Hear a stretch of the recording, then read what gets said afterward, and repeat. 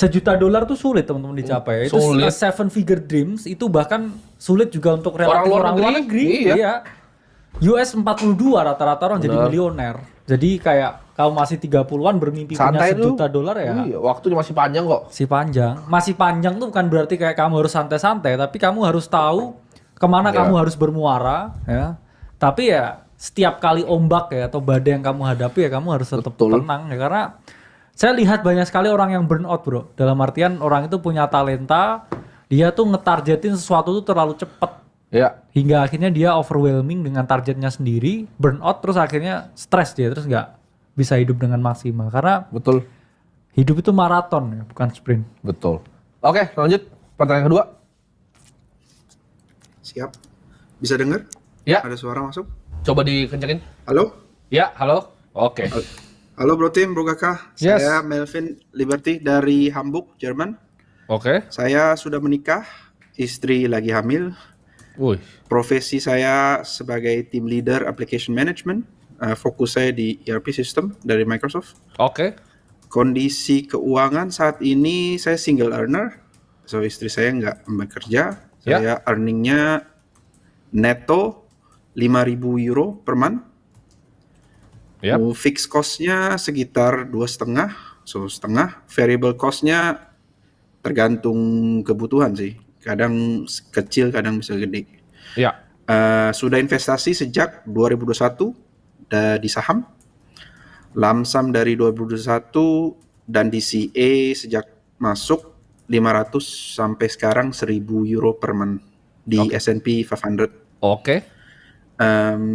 Saya punya portfolio sekarang di MSCI World awal-awal, sekarang sudah masuk S&P 500. Total 39.000 di MSCI World, di S&P 500 22.000 euro, Oke. dan cash dan total uang darurat 14.000 euro. Oke. Pertanyaan saya ya seperti sebagian banyak orang, financial freedom. Saya ingin finish money game supaya bisa ada opsi untuk retire early. Oke.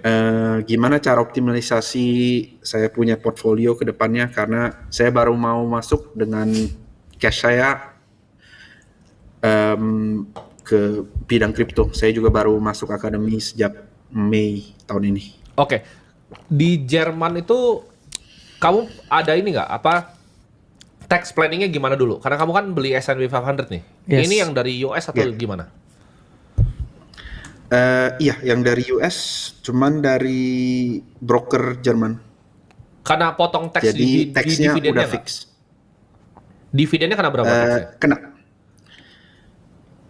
Bisa tahu kena berapa? Dia susah sih, susah cari tahunya. Soalnya dia yang base di Ireland, Ya. langsung kena potong dividennya. Oke. Kamu pakai yang kita- base di Ireland. Oke.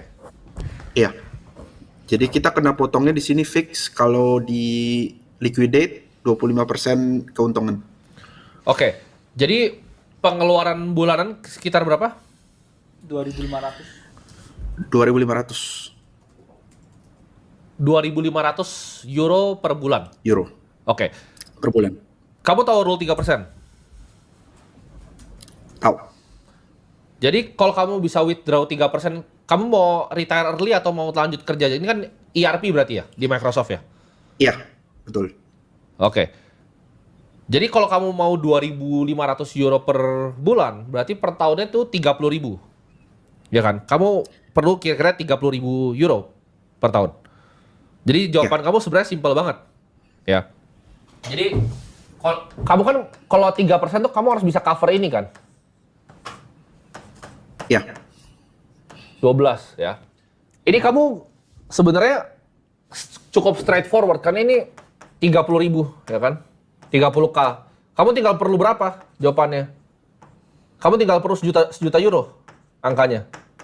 Nah, Iya, planning sih 1 juta euro. iya, kamu butuh 1 juta euro. Nah, ini target kamu emang retire early dari berapa? Nggak muluk-muluk sih. Ya. Yang seoptimal mungkin. Seoptimal mungkin.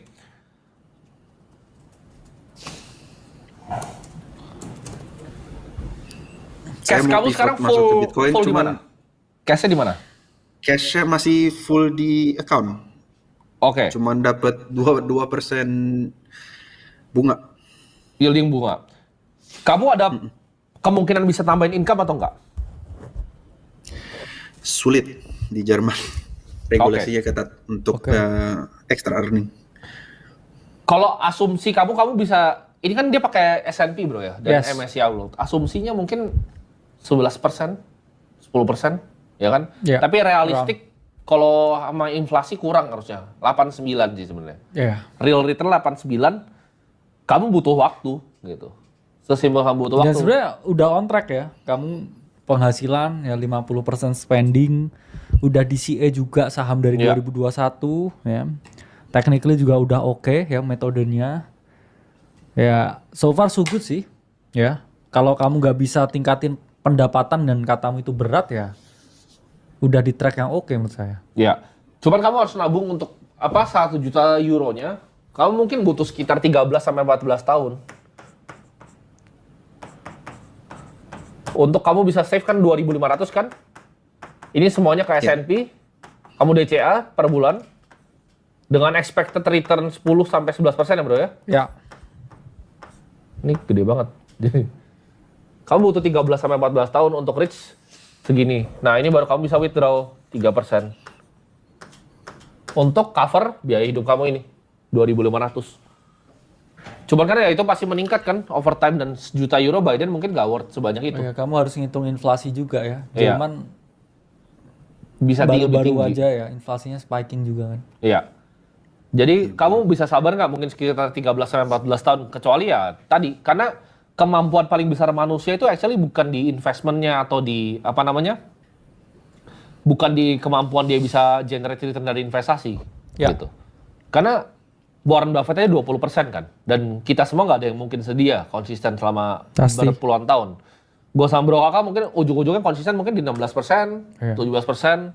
Size-nya kan gede juga. kan? Ya, Bridgewater juga cuma 12-13%. Jadi kalau kamu kejar expected return-nya, nggak bisa. Yang kamu bisa kontrol cuma satu, savings rate. Savings itu didapat dari di mana? Pendapatan dikurang pengeluaran. Makin besar savings rate Atau kamu, ya memang 50% sebulan tuh bisa ditekan nggak ya itu Ya. konsumsinya? Dengan kondisi sekarang, finansial untuk cover ibu hamil berat sih Kak. Oh, oke. Jadi susah itunya, ada variable costnya Apalagi juga, kadang anak ada pengeluaran habis besar. ini lahir tuh pasti tambah banyak tuh spending. Iya. Iya. Iya. Jadi nggak bisa di. Kalau misalnya dari Bro Kakak dan Bro Tim, apakah bagus untuk pivot berapa persen untuk ke kripto supaya bisa growth-nya lebih kenceng? Kalau ini pertanyaan personal ke kita, karena kondisi keuangan orang beda-beda, dan pasti Bro ini udah lumayan tahu lah kenapa pindahin dari MSCI World, dipindahin ke S&P, udah dipindahin juga ke yang Ireland biar untuk apa efisiensi tax-nya. Cuman jawabannya kalau kita ya sudah pasti minimal 10% kita ada di Bitcoin. Ya. Kenapa? Karena itu adalah inflation hedge. Memang betul Bitcoin itu bukan aset yang produktif, nggak Maksimal generate return. 30% ya. Iya. Maksimal 30%. Tapi kalau kita pasti ada at least 10% di portfolio. Ya. Pasti kita taruh 10%. Karena in case 10% itu bisa naik 20% ARR-nya, itu bisa jauh sekali nanti. Bisa ngedongkrak portofolio sampai ntar ujung-ujungnya weighting-nya di 30% nanti. Jadi kamu taruh mungkin 10% nih sekarang nih, tapi kalau naiknya sampai 20%, dia akan nanti bisa 30% sampai 35% di weighting portfolionya. Ya mungkin bisa dilihat di sini ya. Ini kan kita berkali-kali ya nunjukin Ya. Nakamoto portfolio ya. Ini ada model ya all season ya, di mana di sini kan juga ada long term bonds, oke, commodity ya, kemudian ada stock market ya. 10% Bitcoin tuh udah enough ya sebenarnya kita ngomong. Karena dengan 10% ya Bitcoin itu kita dapat ya return yang jauh lebih besar ya. Dan bisa Untuk teman-teman kondisi cek juga market sih. sekarang, apakah dianjurkan lamsam atau DCA aja? Pasti DCA. DCA. Karena kamu kan gajinya bulanan. Kamu gaji bulanan. Jadi dari 2.500 itu kamu langsung bisa bagi tuh. Ya. Ya kan? 250 misalnya ke Bitcoin, sisanya S&P 500. Toh kamu udah punya dana darurat set aside juga kan? Setuju. Jadi kamu harus pikir gini, investasi itu tentang rencana yang matang. Jadi setiap pendapatan kamu per bulan, itu kamu udah pos-posin tuh, kamu udah budgeting kan semuanya. Selesai dapat berapa, itu harus angkanya fix. Jadi jangan berubah gitu. Kalau bisa bahkan investasi dipotong duluan. Kamu dapat 5.000 nih take home pay ya. Potong tuh langsung, mau investasi berapa? 2.500. Nah, langsung cepat tuh. 250 taruh sini, sisanya taruh sini. Habis itu baru spend sisanya. Karena investasi tentang disiplin. Udah gitu sih. Ya. Itu harus Iya, disiplin. supaya nggak ya kesentuh. Nah, kamu harus pakai plan yang kamu bisa stick to it jangka panjang. Contoh, misalnya kalau kamu taruhnya langsung besar nih 50% di Bitcoin, kamu mungkin hatinya nggak kuat gitu. Tapi kalau kamu taruhnya 10% doang, mungkin kamu bisa konsisten ikutin plan-nya sampai 10 sampai 20 tahun ke depan. Nah, kalau kamu taruh 10% di Bitcoin, ini hitungan kasar di kepala gue ya, belum tentu benar. Cuma kan tadi 13-14 tahun, kamu mungkin bisa hemat 3 tahun di sini. Ya. Kamu harus bisa hemat 3 tahun. Ini hitungan di luar, ini hitungan gue nggak pakai formula present value, jadi mungkin salah ya.